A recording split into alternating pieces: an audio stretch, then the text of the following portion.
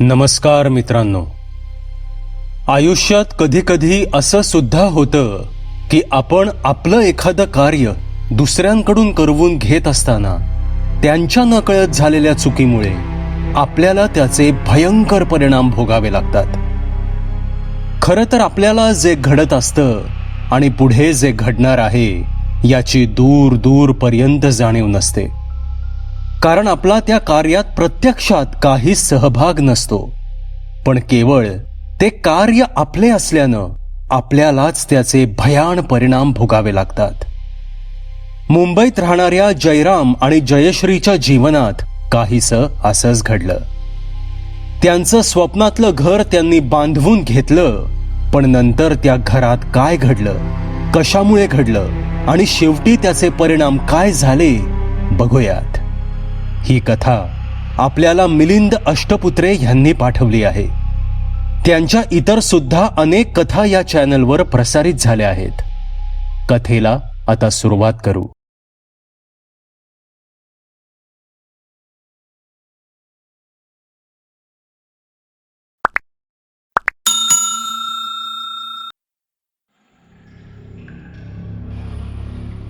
सोडव मला, का अडकून ठेवलंयस मला?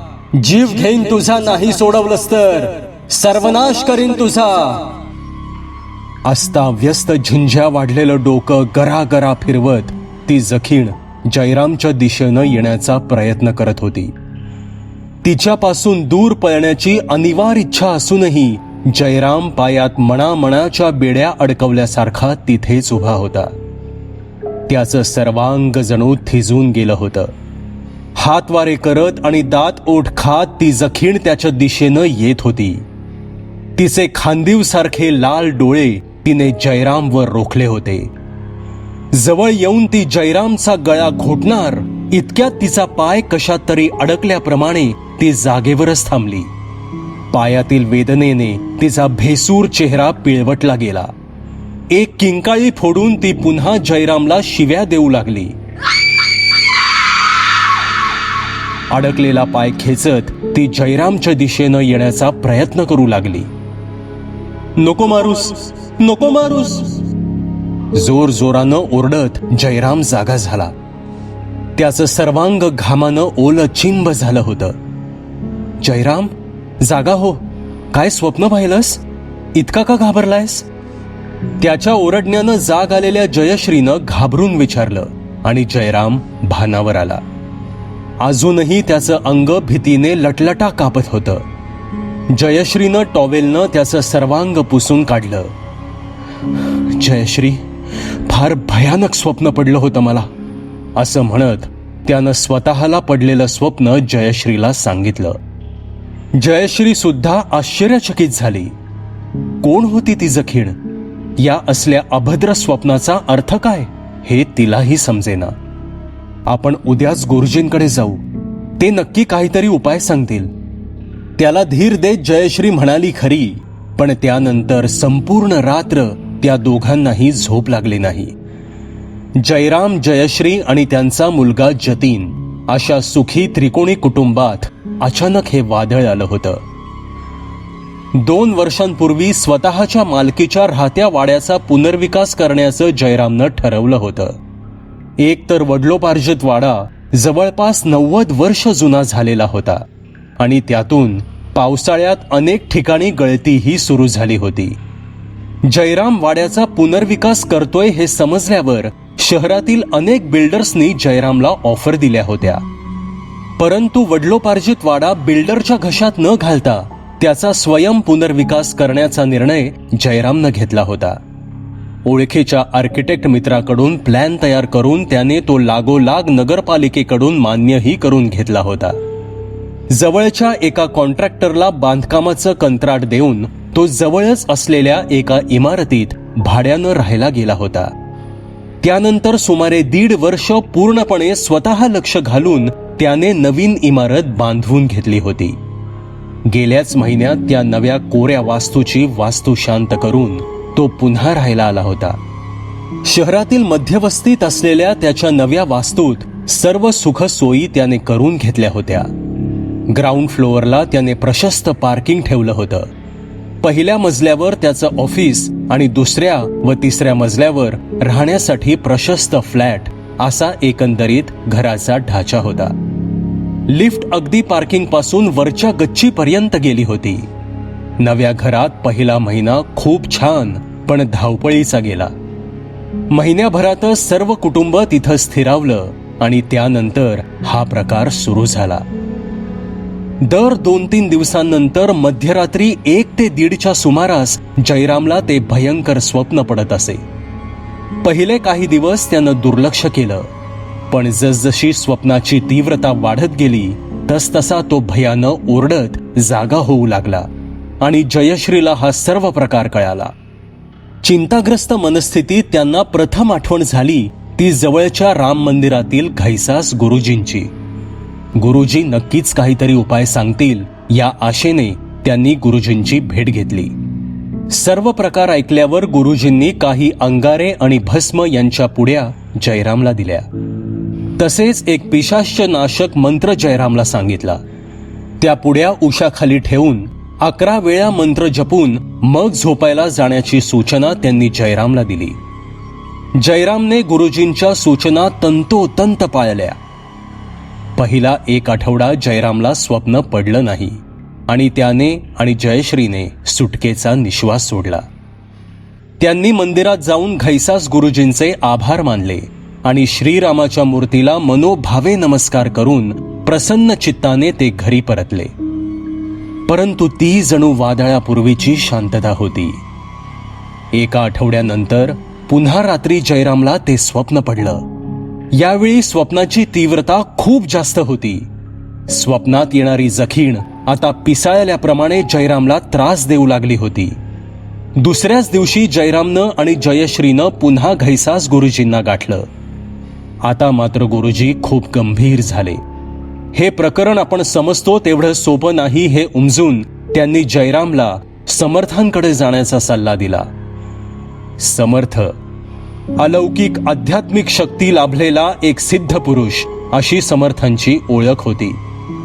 अघोर शक्तींना काबूत आणण्याची आणि त्यांचा नायनाट करण्याची अलौकिक ताकद त्यांच्यात होती. त्यासाठी देशभरातील निरनिराळ्या ठिकाणांहून त्यांना बोलावणी येत असत.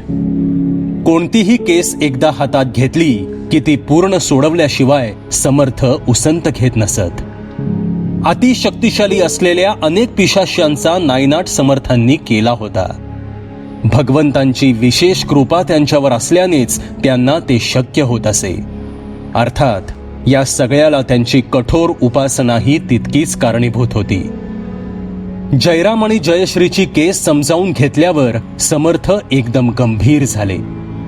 समर्थांच्या शहराबाहेरील आश्रमात त्यांना भेटायला जयराम आणि जयश्री गेले होते. देव्हाऱ्यातील निरांजनाच्या ज्योतीकडे एकटक बघत समर्थ विचार करू लागले. स्वप्नात ती जखीण जयरामला सोडव मला, का अडकून ठेवलंयस मला असं म्हणत असे. याचा अर्थ काय असेल? कुठे अडकली असावी ती? आणि जयरामला ती सोडव मला असं का म्हणत असावी हे त्यांना उलगडत नव्हतं.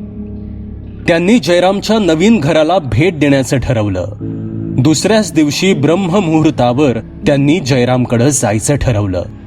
रात्रीचा शेवटचा प्रहर म्हणजे पहाटे 4 ते 5:30 पर्यंतचा काळ हा ब्रह्ममुहूर्त म्हणून ओळखला जातो.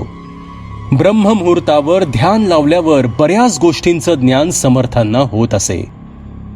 पहाटे 4 वाजता समर्थ जयरामच्या घरी पोचले. तेव्हा जयराम जयश्री त्यांचीच वाट पाहत दिवाणखान्यात बसले होते.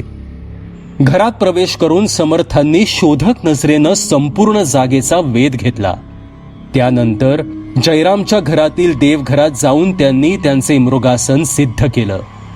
त्यावर बसून समर्थांनी ध्यान लावलं.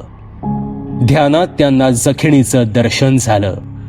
ती अस्ताव्यस्त झिंझ्या वाढलेलं डोकं एकसारखं हलवत आणि गरागरा फिरवत काहीतरी पुटपुटत होती. तिने हिरवी साडी नेसलेली होती. नीट पाहिल्यावर तिचा डावा पाय कशात तरी अडकलेला समर्थांना दिसला. मात्र ते ठिकाण अतिशय काळोख होतं आणि सर्व काही अस्पष्ट दिसत होतं. समर्थ ध्यानातून बाहेर आले खरे, पण जखीण असलेलं ठिकाण कुठं असावं याचा त्यांना अंदाज येईना. मग त्यांनी संपूर्ण घर नजरेखालून घालण्याचं ठरवलं. काही विशिष्ट मंत्र पुटपुटत त्यांनी इमारतीच्या गच्चीपासून तपासणीस सुरुवात केली. इमारतीचा कोपरा आणि कोपरा धुंडाळत ते प्रत्येक मजला तपासून लागले.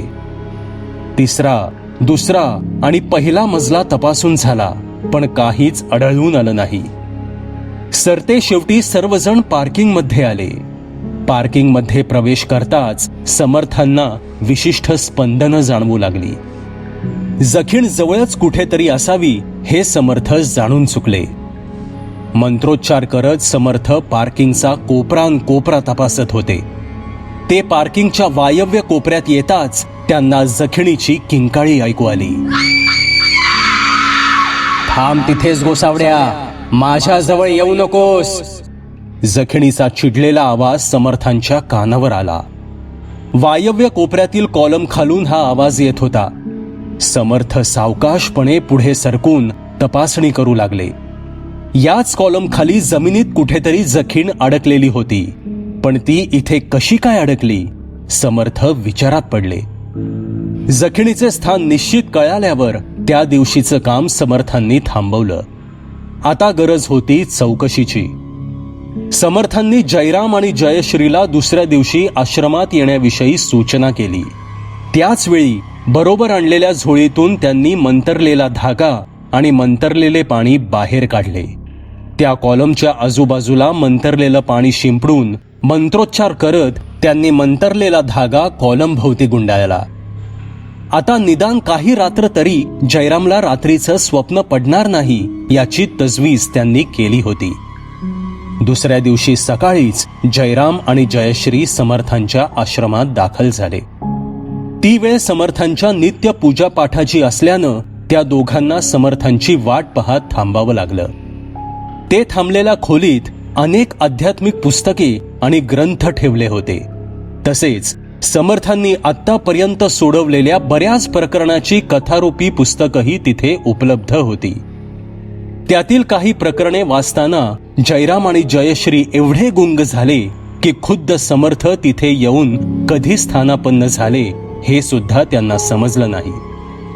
समर्थांनी हाका मारलेल्या हाकेमुळे दोघेही भानावर आले आणि त्यांनी समर्थांना मनोभावे वाकून नमस्कार केला. औक्षवंत भा. न कळत समर्थांनी त्यांना आशीर्वाद दिला आणि तो ऐकून त्या दोघांनाही एक वेगळाच हुरूप आला.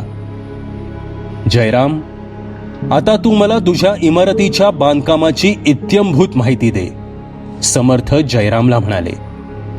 जयरामनेही आठवून अगदी पहिल्यापासूनची माहिती समर्थांना सांगण्यास सुरुवात केली. आमच्या इमारतीचा प्लॅन नगरपालिकेकडून ऐन पावसाळ्याच्या तोंडावर मान्य झाला होता. मला आठवतंय त्याप्रमाणे एप्रिल महिन्यातील शेवटच्या आठवड्यात आमच्या नकाशाला मान्यता मिळाली.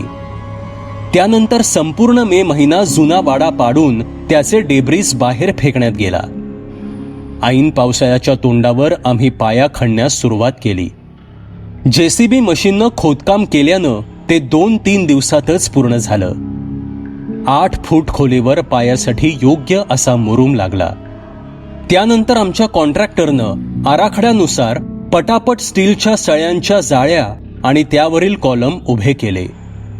घाई असल्यानं आम्ही अलीकडे मिळणारं रेडीमिक्स कॉन्क्रीट वापरून फुटिंग आणि कॉलम भरले. जमिनीपर्यंत कॉलम झाल्यावर उरलेला खड्डा भरून काढण्याचं काम सुरू होणार होतं. जुलै महिन्याच्या पहिल्या आठवड्यातील ही घटना आहे. त्या आठवड्यात बंगालच्या उपसागरात कमी दाबाचा पट्टा निर्माण झाल्यानं तुफान पाऊस पडत होता. भरणीसाठी लागणारा मुरूम कुठेच मिळत नव्हता. सर्व खाणींमध्ये पाणी आणि चिखल यांचं साम्राज्य होतं. त्यावेळी वेळ जाऊ नये म्हणून आमच्या कॉन्ट्रॅक्टरने मला तोडलेल्या एखाद्या जुन्या इमारतीच्या डेब्रिसनं खड्डा भरण्याची कल्पना सुचवली. एकतर हे डेब्रिस एकदम कडक असतं आणि ते मुरमापेक्षा कितीतरी स्वस्त मिळतं. आजकाल ओनरशिप स्कीम करणारे बिल्डर अशाच डेब्रिसने जमिनीपर्यंतचे खड्डे भरतात, तो म्हणाला. माझ्या ओळखीतील एका बिल्डरने नवीन स्कीमसाठी एक जुना बंगला पाडायला सुरुवात केली आहे. तुम्हाला मान्य असेल तर मी आजच त्याला विचारून बघतो. त्याचं बोलणं ऐकून घेतल्यावर लगेचच मी आमच्या आर्किटेक्टला फोन केला आणि याबाबत विचारलं. डेब्रिस भरायला काहीच हरकत नाही, आमचे आर्किटेक्ट म्हणाले. अशा पावसात चांगला मुरुम मिळण्याची शक्यता धूसर आहे आणि खड्ड्यात पाणी भरल्यास सुरक्षिततेच्या दृष्टीने ते त्रासदायक होईल. त्यापेक्षा डेब्रिसच भरून टाका. वाटल्यास वरचे 2 फूट मुरुम भरून घ्या, ते म्हणाले. जयश्रीचं मतही हेच पडलं. मग मी वेळ न घालवता आमच्या कॉन्ट्रॅक्टरला गो अहेड दिला आणि 2-3 दिवसात त्या बंगल्याचं डेब्रिस भरून खड्डा जमिनीपर्यंत बुजवला. जयराम बोलायचा थांबला. पुढे ठेवलेल्या तांब्यातील पाणी भांड्यात ओतून त्याने चांगले भांडे भर पाणी प्यायलं आणि उत्सुकतेने तो समर्थांकडे पाहू लागला.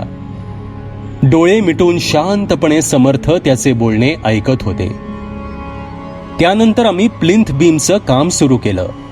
जयरामने पुढे बोलण्यास सुरुवात केली, पण समर्थांनी डोळे मिटलेल्या अवस्थेतच हात वर करून त्याला थांबवलं. आज एवढंच पुरे. आता आपण परवा सकाळी याच वेळी पुन्हा भेटू. एवढं बोलून समर्थ पुन्हा ध्यानस्थ झाले. त्यांना नमस्कार करून जयराम आणि जयश्री तिथून बाहेर पडले. 2 दिवसांनी समर्थांनी सांगितलेल्या वेळी जयराम आणि जयश्री आश्रमात आले. समर्थ आज वेगळ्याच मूडमध्ये दिसत होते. त्यांनी हसत हसत त्या दोघांचं स्वागत केलं आणि त्यांना बसण्यास सांगितलं. जयराम, तू ज्या बंगल्याचं डेब्रिस तुझ्या इमारतीच्या पायात भरलंस तिथे मी काल जाऊन आलो. छान नवीन इमारत तिथे आकार घेत आहे. आजूबाजूला चौकशी केल्यावर मला कळालं की त्या तोडलेल्या बंगल्यात गेली कित्येक वर्षे कोणीच राहत नव्हतं. फार पूर्वी तिथे एक सुसंस्कृत जोडपं राहायचं. कित्येक वर्षे त्यांना मूल बाळ नव्हतं. अनेक उपाय केल्यावर अखेर त्या स्त्रीस दिवस गेले. त्यानंतर 9 महिन्यांनी तिने एका सुदृढ मुलास जन्म दिला खरा, परंतु वय जास्त असल्यानं त्या स्त्रीस ते बाळंतपण झेपलं नाही आणि त्यातच तिचा मृत्यू झाला.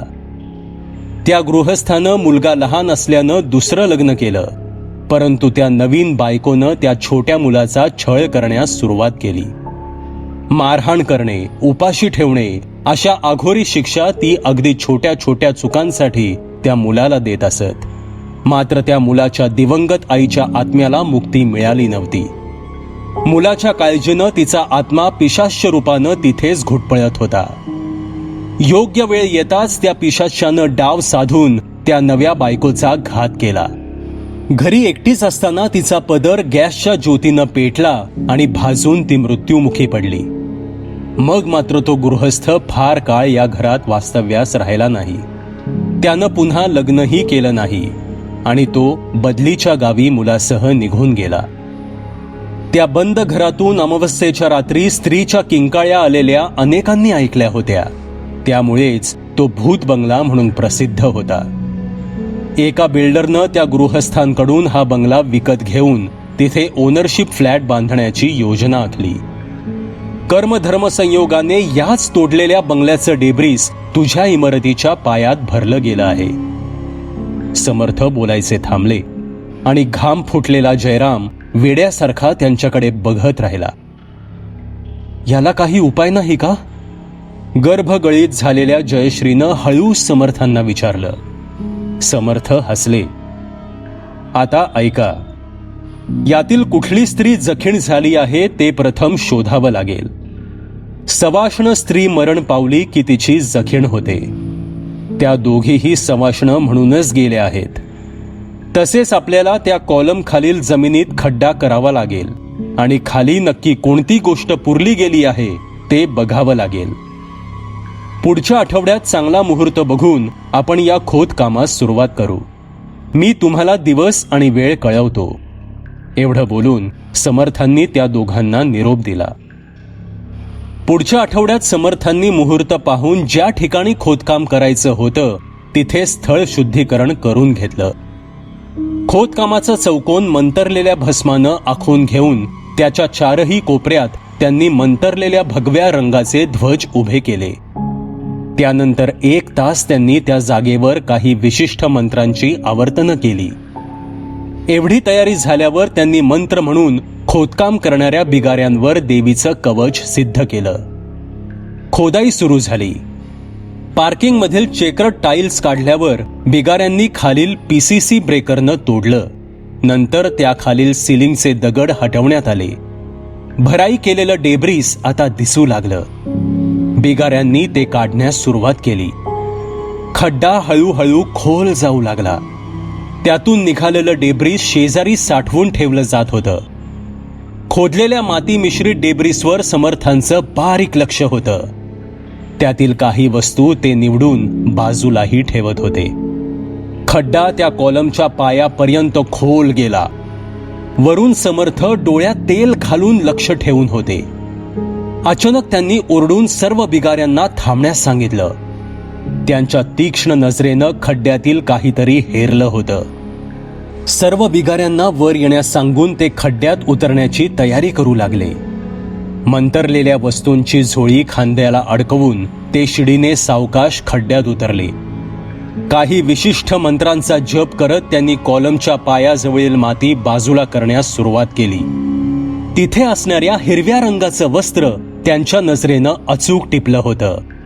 सावकाशपणे ते वस्त्र त्यांनी उघडलं. त्या वस्त्राखाली लोखंडाची एक जाड सळई वेड्या वाकड्या आकारात पडलेली होती. तिचे एक टोक एका मोठ्या दगडाखाली अडकलं होतं आणि दुसरं टोक जमिनीत गाडलं गेलं होतं. त्या सळईत चांदीचं एक पैंजण अडकलेलं दिसत होतं. समर्थांचा मंत्रजप सतत चालू होता. त्यांनी झोळीतील मंतरलेलं पाणी सगळीकडे शिंपडलं आणि अंगार्यानं सर्व जागेचं शुद्धीकरण करून घेतलं. मग अतिशय सावकाशपणे त्यांनी दगड बाजूला करून सळई मोकळी केली आणि त्यात अडकलेलं पैंजण हळूच खेचून काढलं. ते एका भगव्या वस्त्रात गुंडाळून त्यांनी बांधून टाकलं. हिरव्या रंगाचं ते जीर्ण आणि फाटकं वस्त्रही त्यांनी स्वतः जवळ ठेवलं. त्यानंतर शिडीनं ते वर चढत आले.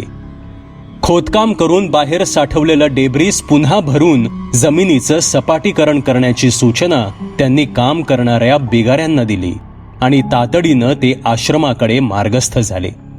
जाताना त्यांनी जयराम आणि जयश्रीला 2 दिवसांनी सकाळी आश्रमात येऊन भेटण्यास सांगितलं. तिसऱ्या दिवशी सकाळी 9 वाजता जयराम आणि जयश्री आश्रमात दाखल झाले. थोड्याच वेळात समर्थांनी ते बसलेल्या खोलीत हसतमुखानं प्रवेश केला. पटकन उठून जयराम आणि जयश्रीनं समर्थांना वाकून नमस्कार केला. तो स्वीकारत समर्थ आसनस्थ झाले. प्रश्नार्थक मुद्रेने त्यांच्याकडे पाहत उभ्या असलेल्या जयराम आणि जयश्रीला बसण्याची खूण करून त्यांनी बोलण्यास सुरुवात केली. तुमच्याकडून ते हिरवं वस्त्र आणि पैंजण घेऊन मी थेट आश्रमात पोहोचलो. तेथील ध्यान मंदिरात त्या दोन्ही वस्तू पुढे ठेवून मी ध्यान लावलं. थोड्याच वेळात काही वर्षांपूर्वी घडलेला तो घटनाक्रम माझ्या चक्षूंना एखाद्या चित्रपटासारखा दिसू लागला. ज्यावेळी बंगल्यातील नव्या बायकोचा पदर गॅसवर पेटला त्यावेळी हे लक्षात येताच तिने घराबाहेर पडून जीव वाचवण्याचा प्रयत्न केला. पण पळताना तिच्या पायातील पैंजण मासघरातील कोणत्या तरी लोखंडी वस्तूत अडकलं आणि तिचा घात झाला. तिला जीव वाचवण्याची संधीच मिळाली नाही. हा डाव पहिल्या बायकोच्या अतृप्त आणि तिच्यावर चिडलेल्या आत्म्याचाच होता हे उघड सत्य आहे. नव्या बायकोचा मृत्यू होताच पहिल्या बायकोच्या आत्म्याला मुक्ती मिळाली आणि मृत झालेल्या नव्या बायकोची जखीण झाली. कर्मधर्म संयोगाने बंगला सोडताना हे पैंजण त्या गृहस्थांच्या नजरसुकीनं तिथंच राहिलं. त्यामुळेच अमावस्याच्या रात्री त्या बंद घरातून स्त्रीच्या किंकाळ्या लोकांना ऐकू येत असत. बंगला पाडल्यावर त्याच्या डेब्रिस सोबत हे पैंजण तुमच्या घराच्या पायामधील भरणीत गाडलं गेलं.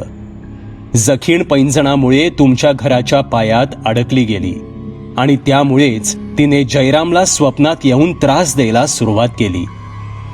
कालच शुभ मुहूर्तावर मी त्या पैंजणाचं हिरव्या वस्त्रासह विधिवत विसर्जन आळंदीत इंद्रायणीच्या डोहात केलं आहे. ज्या योगे त्या जखिणीला पिशाच्य योनीतून सुटका मिळाली आहे. आता तुम्हा दोघांना काळजी करण्याचं कोणतंही कारण नाही. समर्थ बोलायचे थांबले. आणि इतका वेळ त्यांचे बोलणे ऐकण्यात गुंग झालेल्या जयराम आणि जयश्रीनं सुटकेचा निश्वास सोडला. समर्थ, आपले आभार मानावे तेवढे थोडे आहेत. जन्मभर आम्ही तुमचे ऋणी राहू. हात जोडून जयराम म्हणाला. जयराम, अरे आभार मानायचे तर ते सर्वश्रेष्ठ भगवंताचे मान. मी फक्त तुझ्या आणि भगवंतांमधील मध्यस्थ आहे. हात आशीर्वादासाठी वर करत समर्थ म्हणाले. भक्तिभावाने त्यांच्या पुढे नमस्कारासाठी वाकलेल्या जयराम आणि जयश्रीला त्यांनी तोंड भरून आशीर्वाद दिला. औक्षवंत व्हा, शुभम भवतु. सबस्क्राईब करा एटी स्टोरी टेलर चॅनलला आणि बेल आयकन दाबून ऑलवर क्लिक करा आमचे व्हिडिओज सगळ्यात आधी बघण्यासाठी.